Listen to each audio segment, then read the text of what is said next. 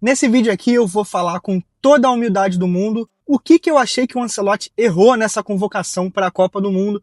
Os 26 nomes que já saíram tem 3 dias, então eu tô só um pouquinho atrasado, mas eu precisava dar a minha opinião aqui. Cara, primeiramente, numa Copa do Mundo 2022, onde a Argentina ganhou na final, nos pênaltis, passando pela Holanda nos pênaltis também, que um dos maiores destaques da seleção argentina foi o de Dibu Martínez, um goleiro catador de pênalti.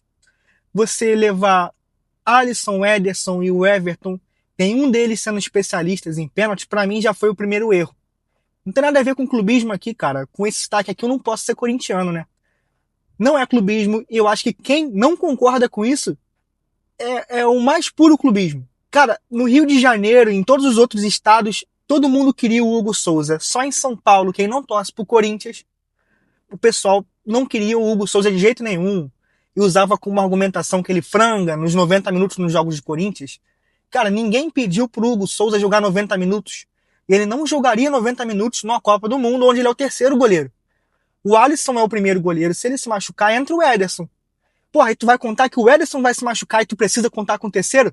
Tu tá querendo que a gente esteja muito azar, que a gente tenha muito azar na Copa mesmo, né? E vocês vão lembrar disso quando chegar uma disputa de pênalti na Copa do Mundo, como foi contra a Croácia em 2022, e o Alisson não chega. Ele às vezes acerta o canto, mas não chega na bola porque ele é pesado. Ele não tem o que o Hugo Souza, a explosão que o Hugo Souza tem para pegar pênalti. E ele não cata na carreira, o Alisson catou pouquíssimos pênaltis. Então nós já estamos ferrados aí, tá? É a Copa do Mundo, cara, sempre tem pênalti. 2006, final em pênalti. Quando não é pênalti, é 1-0 no finalzinho. Então quase foi pros pênaltis. Por exemplo, Espanha em 2010, a Alemanha em 2014. 2018 também teve cheio de pênalti nos mata-mata. Então Copa do Mundo tem pênalti demais, cara.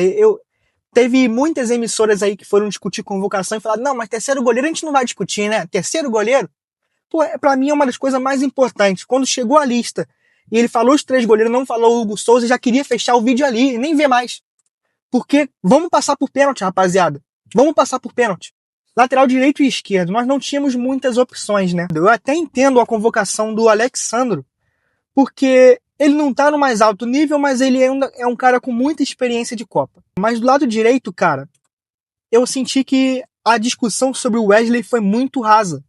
O Wesley surgiu como uma promessa no Flamengo, virou titular, chamou a atenção, até eu falei, porra, esse é um bom lateral. Finalmente tá surgindo um lateral aí com personalidade, que chega lá na frente, finaliza, que cruza, mas pouquíssimo tempo depois ele já era unanimidade. Ele estava sendo titular na seleção brasileira, não fez nada demais nos testes dele e testaram pouquíssimos nomes para lateral direita. Por exemplo, não testaram o Dodô, que há pouco tempo estava em 5º lugar no italiano, se destacando com a Fiorentina. Tinha outros laterais que poderiam ser testados, cara, até do próprio Brasileirão. E não, fecharam ali com o Wesley. E se precisar defender Militão, acabou que o Militão machucou, levaram o Ibanes para ser um zagueiro pela direita. Que as pessoas também foram rasas. Procura aí quantas vezes na carreira do Ibanes ele foi realmente lateral direito. Ele tá jogando improvisado, cara. Tá jogando improvisado. Eu fico muito puto, mano. Eu não gosto porque as pessoas tentam omitir muitas coisas quando se trata dos assuntos que elas querem. O que eu mais vejo por aí na internet é as pessoas omitindo coisas e falando pouco, principalmente a mídia, quando favorece algum jogador do Flamengo. Então, se fosse numa outra posição, que não tivesse disputa com ninguém que jogou no Flamengo, iria ter, como na última Copa, levaram jogadores para jogar improvisado e foram muito criticados. Pô, esse cara já não joga nessa posição há muito tempo, ele vai perder o cacuete da posição, ele vai perder o jeito de jogar ali. O Wesley hoje está muito mais para um Vini Júnior no time dele, jogando de ponta esquerda, do que para um lateral direito. E todo mundo sabe disso, todo mundo sabe que ele joga de ponta esquerda na Roma. Meia esquerda, se você quiser, né? Para não ficar tão feio, você fala que ele é um meia esquerda. Ele não participa na recomposição defensiva lá na Roma, cara. Dá uma olhada no mapa de calor aí dele. Então muitas coisas são omitidas realmente para poder disfarçar. O que era importante era ter jogador da base do Flamengo ali. E a mídia não vai falar, a mídia nunca vai se opor, porque sabe que vai ter muita oposição, muita gente comentando negativamente se você pede o Wesley para estar fora da convocação, para testarem outros nomes.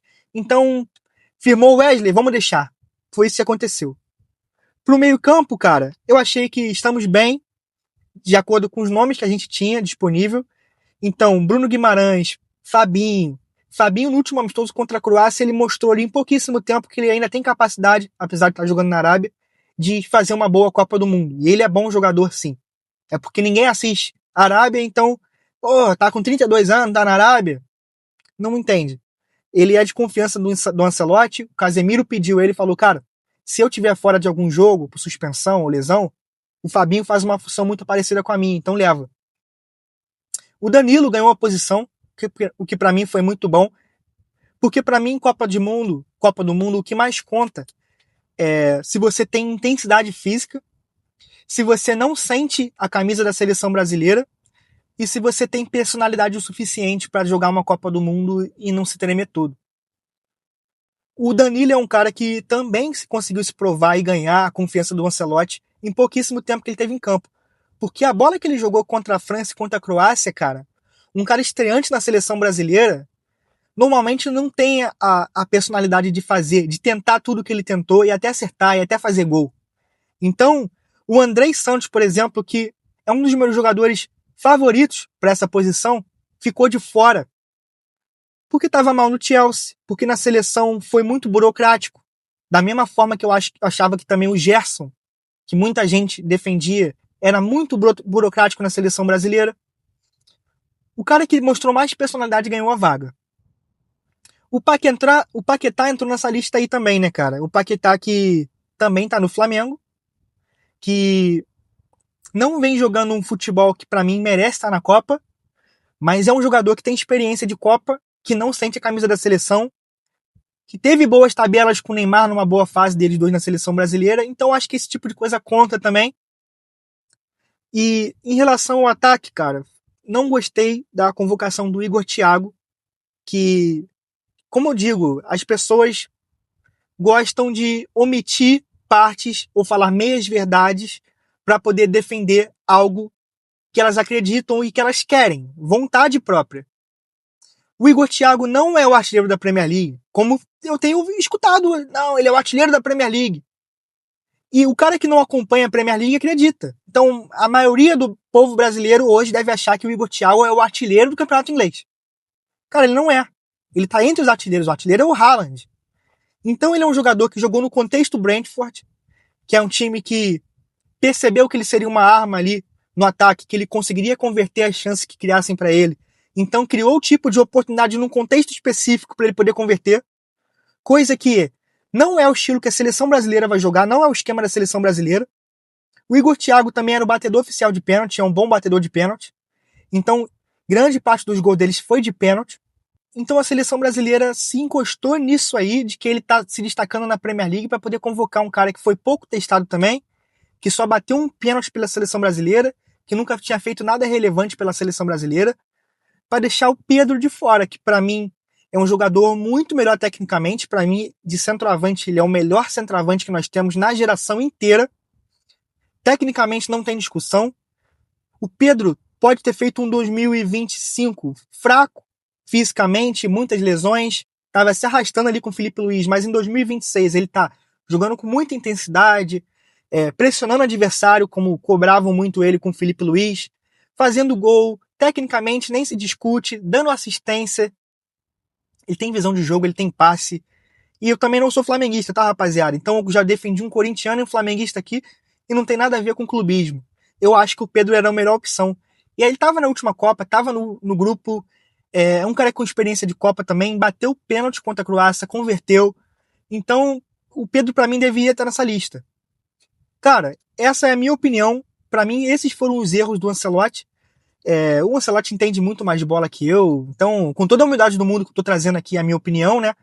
Você pode ter até uma opinião diferente, mas gostaria que você comentasse aqui se eu falei alguma besteira, se eu deixei de falar alguma coisa, e se você concorda comigo também, que eu vou gostar se você concordar, não vou mentir aqui.